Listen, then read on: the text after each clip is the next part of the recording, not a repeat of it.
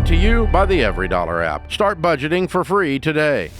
I'm 63. My husband is 60. We've been married 36 years, and most of our marriage has been full of debt. Right now, we have about $44,000 in credit card debt. We have an $800 truck payment, $200,000 between the two of us in student loans, and I just feel we have no retirement whatsoever except our home.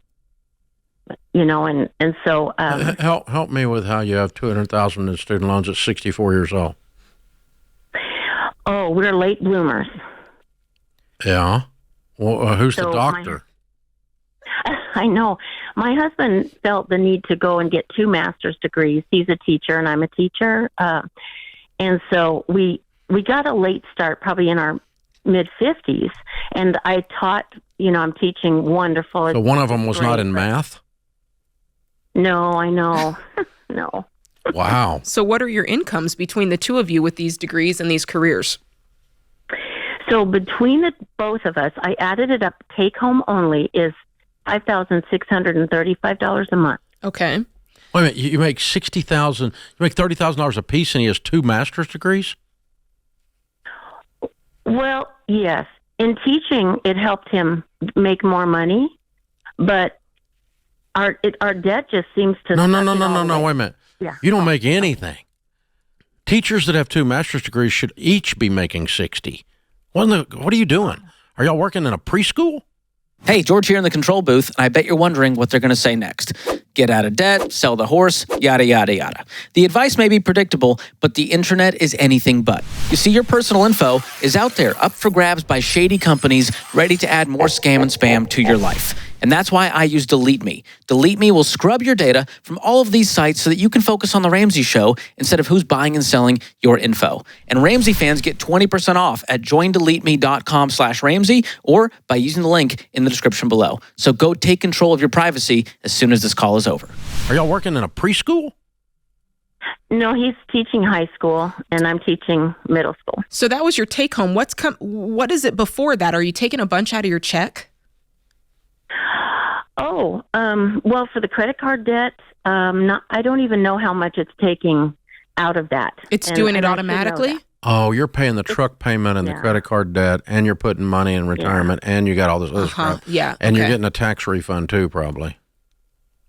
Right. Okay, so you might be making $120,000. So what do you owe on the truck? Right. Oh, goodness. About $34,000, which Sell is it. about what it's worth. Oh, yeah, sell that today. Sell it. That's the problem. I don't think my husband's willing to sell it. Then I don't think I can help you. Does he know that you have? Does he feel that you guys have a financial problem? I've kind of hidden it from him, so that's my fault. That's my fault. So yes, if you told him today, hey, we have $44,000 in credit card debt and $200,000 in student loans, that would be a light bulb moment for him. He doesn't know that.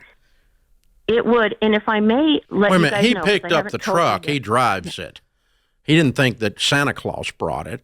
And he picked up the 2 master's degrees. He didn't think Santa Claus brought those. Very true. But okay. He may not know the exact numbers, but he knows he has made a mess, and he knows it.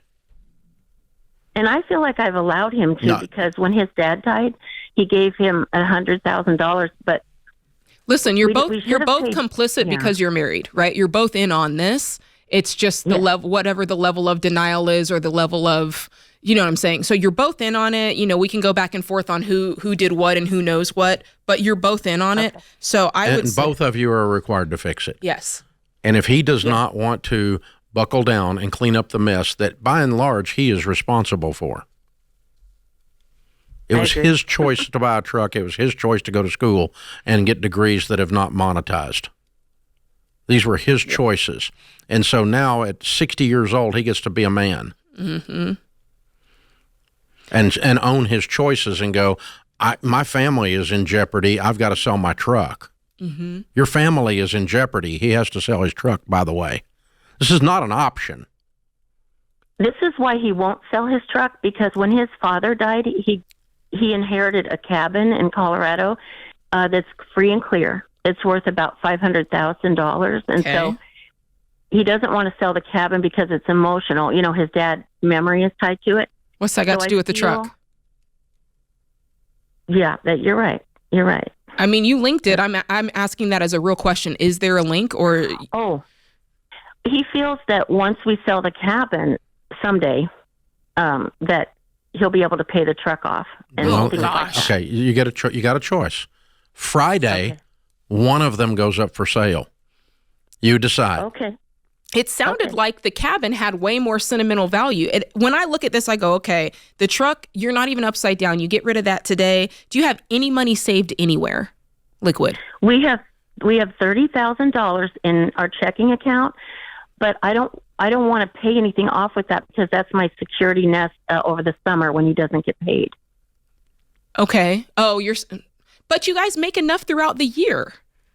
Yeah, work in the summer and when you don't get paid. I don't know where it goes. Okay. Work in the summer when you don't get paid. That's what other teachers do. 2 homeworks. Okay. First homework is you got to have a budget. If you don't know where your money, when you said that, I said, okay, they don't have a budget. There's no plan for the money. So you're downloading Every Dollar Tonight. Second homework is when you go to open up Every Dollar Tonight because you've already downloaded it, you sit with your husband and say, we have a crisis.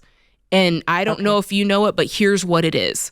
And you start laying out those numbers and say, I have a solution. And you've got to open up the lines of communication tonight. There's a couple of things we can do. We can either sell your truck and buckle down and get on beans and rice and both take extra jobs, or we can talk about selling the cabin now. We cannot stay on the trajectory making the stupid butt decisions we've been making for the last decade and have anything but Alpo for retirement. You've got to say this out loud. Yeah, you do. Okay? I'm scared for you, honey. I want you to go win, but I'm scared for you because every time we bring up something, there's a reason to not do it. You've got about 5 things you've been doing wrong. You got to reverse all of those in dramatic fashion and then slam on the accelerator in the other direction. Okay? Number 1, you're not disclosing and working together on every detail of your budget and your future. You're treating him like he's a little boy. And his feelings are hurt when his daddy died, and so he can't make a grown man decision. Sorry, you get to be a man when you're 60. No way around it. You got to deal with it. Okay? Number 1. So you got to be on the budget. You got to be on the same page. Number 2, you guys are going to have to chop something with a freaking machete because you have a mess, because you've been spending money like you're in Congress around there, and you've got to stop it. You've got to chop some stuff, and this car is one of them, but the car really points to the cabin. If I woke up in your shoes and I was him and I had to come Jesus meeting and I decided I was going to be a grown man, the decision I made to go get 2 master's degrees that I couldn't afford to do was the day I made the decision to sell the daddy's cabin. You didn't mean to do it, but that's exactly what happened. You lost the cabin when you went and got 2 master's degrees that didn't monetize. That's what you did. You traded the two because it's a balance sheet thing. You got over here, you got a $500,000 asset. Over here, you got $200,000 debt. And the sooner you fix that, the sooner you can get in gear and start saving and actually retire and not eat Alpo. That's right. And Rita, you need to run actual numbers because what's going to make this compelling, not just to you, but to your husband, is to say, hey, here's what we have. You know, teachers, they set aside, you have to pay into the pension. Here's what we have. If we continue to go at this rate, here's what our retirement will look like. Dollar-wise, here's what we'll be bringing in. And that's going to shed some light. When we compare that with what we owe on our mortgage and what we have to pay, real numbers are going to make this a very compelling argument for you guys to do what Dave said and go in the opposite direction. So 36 years, you've been taking care of him.